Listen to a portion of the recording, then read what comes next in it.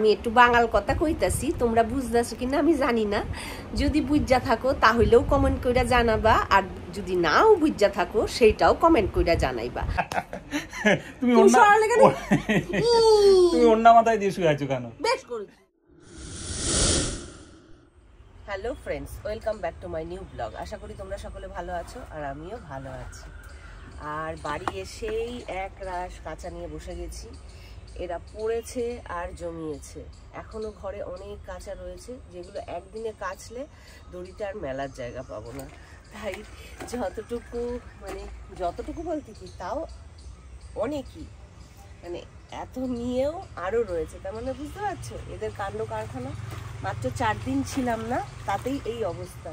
আমি যদি দিনের পর দিন না থাকি, এরা পড়বে আর জমাবে, পড়বে আর জমাবে। কাপড় চোপড় কেচে বিছানাটা পাততে চলে এসেছি, কারণ যেহেতু বিছানার চাদরটা তুলে দিয়েছিলাম, তাই সুন্দর করে বিছানার চাদরটাকে পেতে নিচ্ছি। কারণ বিছানার চাদরটা সুন্দরভাবে পাতা না হলে দেখবে ঘরটা দেখতে ভালো লাগে না। আর ওই কারণে আমার উপর রূপক তো মাঝে মধ্যেই খেপে যায় যে সারাক্ষণ বিছানার চাদর ঠিক করতে থাকো, তোমার একটা ম্যানিয়া। তা এরপর পর্দাটাকে দিয়ে দিচ্ছি, কারণ সকালবেলা হলেই না ওই দিক থেকে সূর্যের তাপটা ভীষণভাবে আসে আর ঘরটা গরম হয়ে যায়। তাই বড় পর্দা ছোট পর্দা দুটো পর্দাই দিয়ে দিলাম। দিয়ে এবার আমি বিছানাটাকে আবার একটু টান করে নিলাম, কারণ মনটা ঠিকঠাকই হয় না, শুধু খুঁতখুত করে। আর আলনাটা আগোছালো হয়েছিল, আলনাটাকেও একটু গুছিয়ে নেব। আর এত জামা কাপড়, মাথা খারাপ হয়ে যায় বন্ধুরা। সারাদিন শুধু যেন জামা কাপড়ই গোছাতে থাকি। আর কখনো কখনো বিরক্ত হয়ে থুবো করে রেখে দিই, আর ভালো লাগে না, কারণ একা আর পেরে উঠি না। তা সেই কারণে আলনাটা ভীষণ আগোছালো হয়েছিল। তা আলনাটা একটু সুন্দর করে গুছিয়ে নেব। আর আলনাটা গোছানো না থাকলে দেখবে ঘরটা কীরকম একটা বিচ্ছিরি দেখতে লাগে। এরপর বাইরে চলে এসেছি সেই কাঁচা জামা কাপড়গুলোকে নিয়ে শুকো দেওয়ার জন্য। আর বাইরে দেখতে পাচ্ছ কী পরিমাণে রোদ্দুর, মানে রোদ্দুরে আমি ঠিকঠাক করে তাকাতেও পারছি না। আর আমার উঠোনটা না সকাল 8টা থেকেই ভীষণ রোদ্দুর খেতে থাকে, আর বারান্দাটাও প্রচুর রোদ্দুর পড়ে। শুধু আম গাছটা আছে বলে একটু বেঁচে গেছি, ঘরটা একটু ঠান্ডা। আম গাছটা যদি না থাকতো তাহলে বোধহয় গরমে ভাজা পোড়া হয়ে যেতাম। তা এক বালতি কাচাকুচি, তাও এখনও সম্পূর্ণ কাচাকুচি হয়নি, মানে এর মধ্যে জলটা চলে গেছে। তা আমি বললাম থাক, যতটুকু কাঁচা হয়েছে ততটুকু শুকো দিয়ে দিই, বাদবাকিটা আবার বেলায় জল আসলে তখন কেচে দেবো। তা যেগুলো কেচেছি সেগুলোই মেলছিলাম। আর আমারই জামা কাপড় এখানে অনেক বেশি, কারণ আমি যেহেতু মার ওখানে ছিলাম, ওখানেও আমি কিছু কাচাকুচি করিনি। 2 দিনের জন্য গেছি, কি আর কাচাকুচি করব। আর সমস্ত কিছু মেলে ঘরে চলে এসেছি। সানস্ক্রিন তো মাখতেই হবে, কারণ যা সূর্যের তাপ, মানে এমনি কালো, তার মধ্যে যদি রোদ্রে আরও পুড়ে যাই আরও ভয়ঙ্কর দেখতে লাগবে। তা সানস্ক্রিনটা লাগিয়ে ভালো করে চুলটা আঁচড়ে নিচ্ছি। আর গরমকালে আমার তো মনে হয় আমি ন্যাড়া হয়েই যাই, কারণ চুল নিয়ে আর পারা যায় না। আর তেল দিতেও ভালো লাগে না, তেল দিলে কীরকম যেন একটা চিপকু লাগে।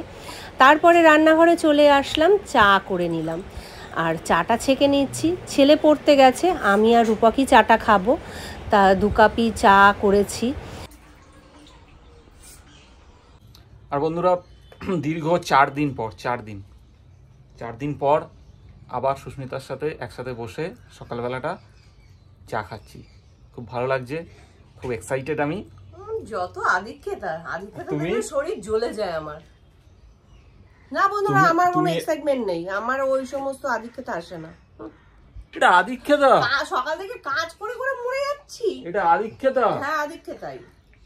আর জাস্ট আমার কিছু বলার নেই। যাই হোক, চাটা এখন খেয়ে নি। মাথা এখন আর গরম করবো না, সকাল সকাল চা ফা খেয়ে। আমি মাথা গরম করতে চাই। আচ্ছা, আমাকে একটু বেরোতে হবে আজকে কাজে। বেরোবে?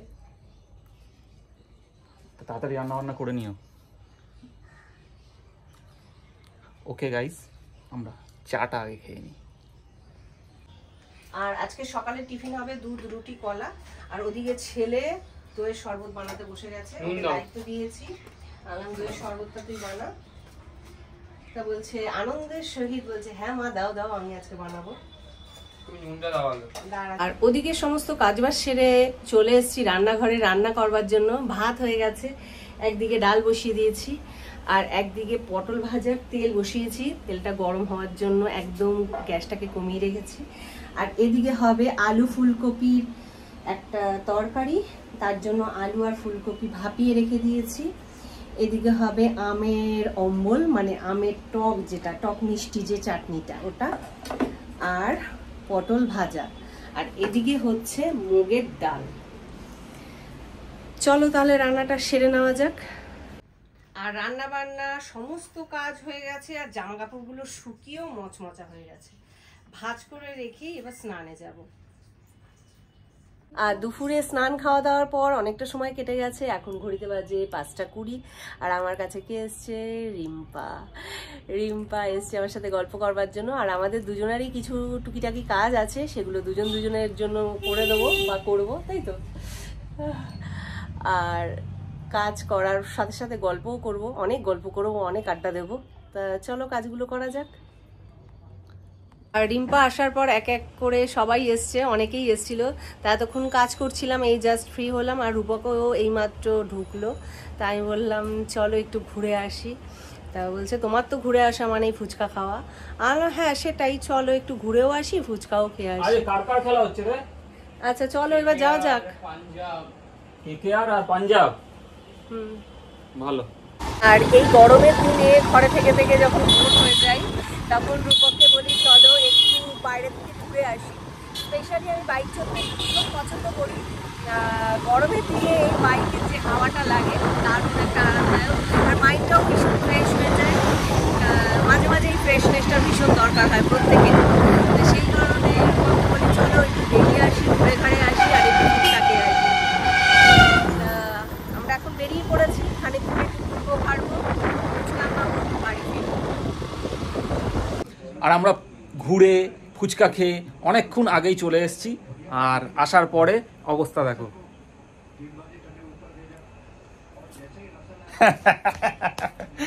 তুমি অন্য মাথায় দিয়ে শুয়ে আছো কেন? বেশ করেছি, শুধু খজরামি বুদ্ধি মাথার মধ্যে।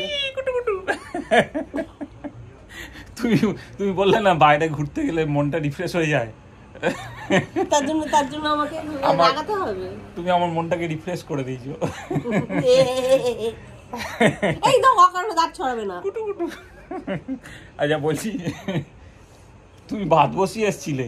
এ বাবা, গলেছে গলেছে গলেছে আজকের ভাত গলেছে। কমানোই তো রয়েছে, শুধু খজরামি আমার সাথে। আমি তো ভাবলাম ভাতটা গলেই গেল বোধহয়। মানে বিরক্ত করতে পারলেই শান্তি, না বিরক্ত করতে পারলেই ভালো। এটা বিরক্ত করার কি আছে? তুমি নিজেই কিন্তু ভুলে গেছিলে, তা না তো তুমি দৌড়ে গেলে কেন? আমি তো ভেবেছিলাম বাড়ানো ছিল, ফ্যান যদি পড়ে যেত। গলা ভাত আমরা কেউ পছন্দ করি না, আমিও পছন্দ করি না, ছেলেও পছন্দ করে না। গলা ভাত গলে গেলে তোমাকেই খাওয়াতাম। হ্যাঁ আমি অত ভাত খেতাম না। আর আমাদের খাওন দাওন হয়ে গেছে। এখন কয়টা বাজে? 12টা বাজে। 12টা বাজতে যায় না, 12:10। তা বন্ধুরা, আমি একটু বাঙাল কথা কইতাছি, তোমরা বুঝতেছো কিনা আমি জানি না। যদি বুঝা থাকো তাহলেও কমেন্ট কইরা জানাবা, আর যদি নাও বুঝা থাকো সেইটাও কমেন্ট কইরা জানাইবা। আমি হইছি খোদ বরিশালের মাইয়া, আর রূপক হইছে ঢাকার পোলা। ঢাকার পোলা কাইটালাম। ঢাকার পোলারা কথায় কথায় কাইটালাম। তা যাই হোক বন্ধুরা, অনেক ফাজলামি, অনেক ইয়ার্কি করলাম। আজকের ব্লগটা এখানে এন্ড করছি। দেখা হচ্ছে নেক্সট ব্লগে। ব্লগটা ভালো লাগলে একটা লাইক কমেন্ট শেয়ার করে দিও। টাটা, শুভরাত্রি, লাভ ইউ অল।